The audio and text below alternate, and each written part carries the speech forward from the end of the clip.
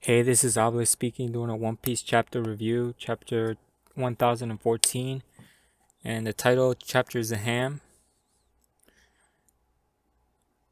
Capture the tiger of the screen on the screen, and we see Law, and there's a tiger that's coming out of the picture or the screen, I guess.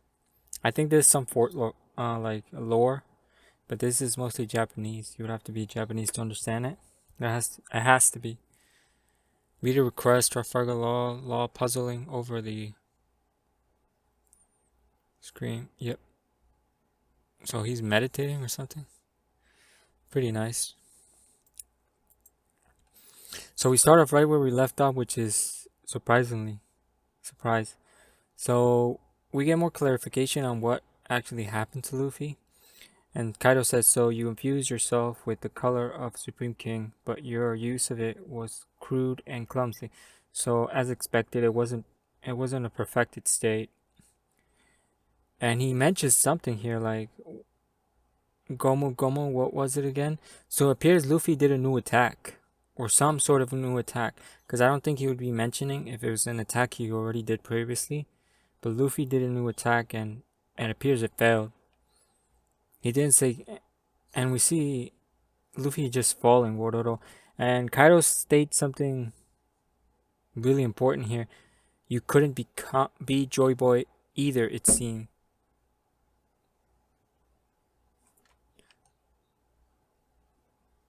Or that's what it states.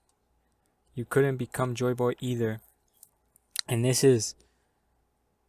How does Kaido know about Joy Boy? Well, then again, he should know, because he was with Rocks. But then again, why does Whitebeard doesn't know about it? But then again, Whitebeard never cared about that stuff. So I guess Joy Boy is more tied to Kaido than Whitebeard, because Whitebeard only cared about forming a family.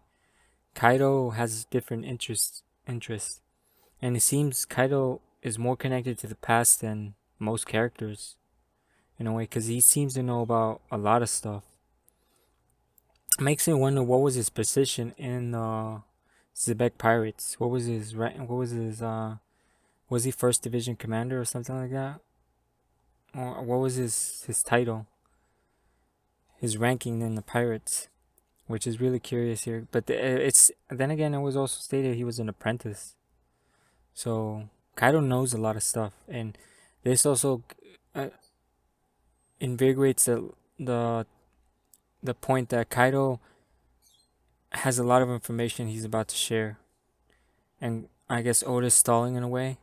And we see Luffy straight up fall in the ocean. So now the only option for him to be saved, well, there's two, is a submarine ship, Law's crew, and there should be another one, but it's unclear.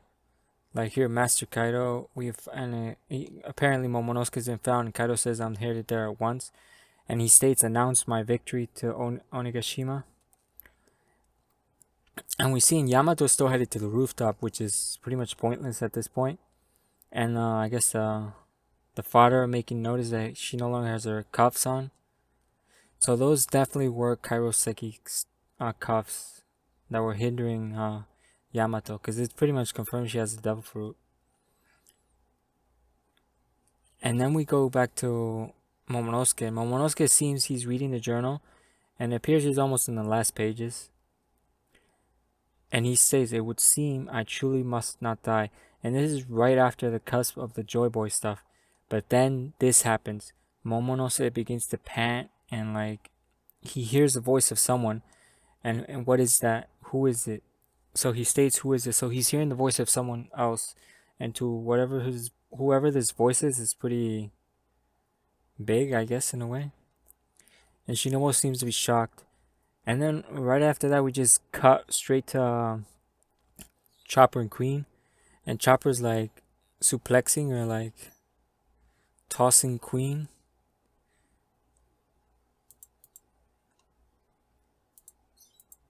And after that, it's stated like Queen is like taking no damage. And Queen is like dissing Chopper. And it appears that Chopper has arrows in his back. So that's Perospero probably. You see a bunch of arrows and a bunch of soldiers too. So Perospero is doing major damage here. So where's Marco then? And we get, well, Chopper states that he was able to extend his transformation and he only has 10 minutes left. But he also states that all the attacks he's done to Queen, no damage. Queen has taken no damage. Then out of the bloom, we get a flashback of Caesar Clown. I like Caesar Clown. I would like him to become crew because, it would add good for the Straw Hats having a scientist, even though he's a sociopath. And he's laughing at Chopper pretty much. Like his Rumble Ball is like a useless thing. It's like a defective thing. It's worthless. And so he's pretty much stating like, get me the ingredients, and I'll make it last 30 minutes. So this goes back to where Chopper states that I only got 10 minutes left. That means he's been fighting for 20 minutes. And he's done nothing. So what is 10 minutes going to do? But he states that he's going to extend it, but there's going to be side effects. And knowing Caesar Clown, there's always side effects. And Queen does a really cool attack here, like Black Coffee Beam. And he fires a laser beam out of his mouth, just like the Pacifist, which links Queen to pretty much Vegapunk or Judge Dreg, Sanji's father, in a way. And we see that Pedos ready to fire another barrage of arrows, and that's where the boa hand, like the squirrel girl, and she has pretty big horns. I never noticed this. I'm really curious to see her face now. And she's really agile too. Like, what the hell? Is she gonna fight? And she pretty much gets in the. But then again, it was stated that these are robots, these animals. So I wonder if she's a robot. She's a cyborg of some sort. So she pretty much starts announcing the victory, which is a victory. It doesn't matter what the Straw Hats think right now. It doesn't matter their opinion. Like, they can't believe it. Straw Hat Luffy lost. Period. And she announced that Luffy's lost. The battle's over with the highest bounty. But then again, Kaido doesn't know Marco's here, so we don't know what Marco's bounty is. So I'm hoping Marco's bounty is bigger than Luffy's, because it should be. But then again, he's been MIA, so his bounty could have decreased, because Marco's not been doing anything. And we see that in the moment that this gets announced, Queen's neck extends and he bites down on Chopper, which is pretty cool. And Chopper is saying, Luffy, what? No. And Frankie is still fighting, and there appears to be fire around him, and he looks scuffed up, and he says, what, are you kidding me? Master Kaido snuffed out his life. And Jinbei, we see Jinbei fight, and we see who's who, and he's not in his hybrid, he's just in his base form, and it appears to be kicking, and also sword in hand, which is pretty cool. But Jinbei doesn't look scuffed up, that's the important thing here. So I guess Jinbei isn't taking that no damage. And he says good news, but Jinbei doesn't respond because, Jinbei's a calm collective. And then we go back to this, and he stated that I've fallen. Kinemon too, but Kinemon hasn't fallen. And we see Luffy underwater, and he's drowning. Period. So at this point, either some sort of sea creature is going to save him, like at the beginning, like the octopus, or it's going to be Law's party. And we see Kaido has transformed into his dragon form, and he's entering through the hole that Big Mom made, and he's complaining about like the mess you made. And Law, you see Law's face. I wonder if that's gonna change Law's. And we don't get to see Yamato's reaction to this, which is important, I guess, in a way. And we see Mama celebrating, and like kids, like, I don't care what happens to that idiot. And we see Nami, Usopp, and Otama crying. And pretty much Kaido says like he's here to clean up the stragglers, but he also states like whoever kneels and bows to him and pledge loyalty, he'll spare your lives.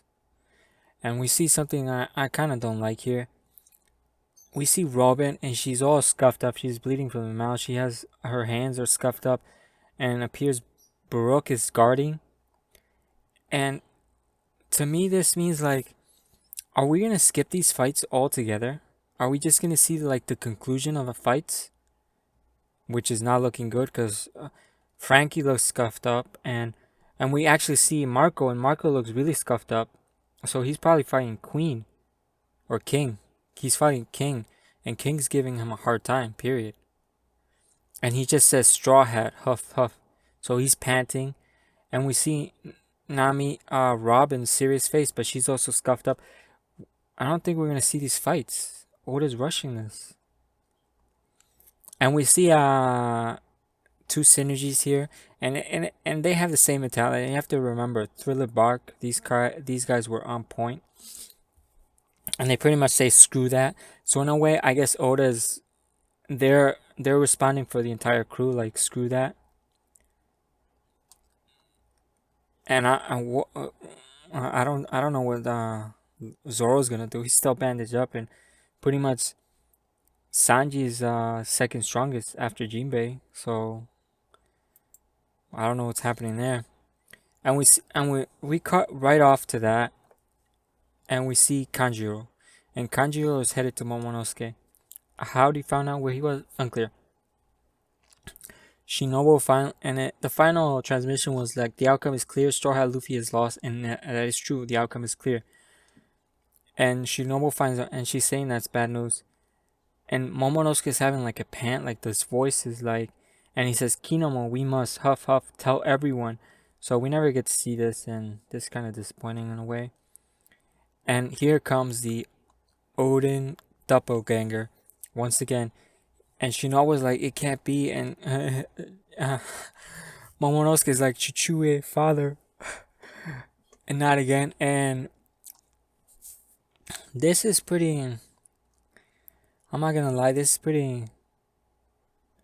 I kind of felt some emotions here, cause Kiko charges him, like she charges him, and she starts getting flashbacks, and she couldn't bring herself. Period. To like, she does state like Ashura Doji might be dead here, which is good. I like this. And she blames herself, but at the end she couldn't bring herself to strike down a fake Odin, and she gets impaled right through the chest. Like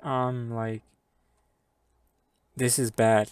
Well, then again, no one really dies in One Piece, so. But she's stating here like either Ashura Doji is he's completely out of the game, or he's dead. And now with this, Kanjuro actually states it's only fair that wound you already gave me will prove fatal. Kikiku. So he's giving Kiko a fatal wound here. That's what he's stating here. And Kiko falls, but before she actually falls completely, Kinemon catches her, and this is kind of I don't know, pull the strings a little. Even though I didn't like this character that much, it kind of pulled the strings a little. It was like this one has failed, but in the falling snow, it melting, then surely the hour of dawn is close at hand. Don't talk nonsense.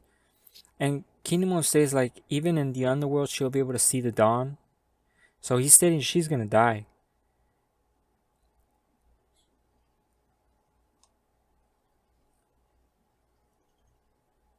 And important here is she actually smiling because of what Kinemon states.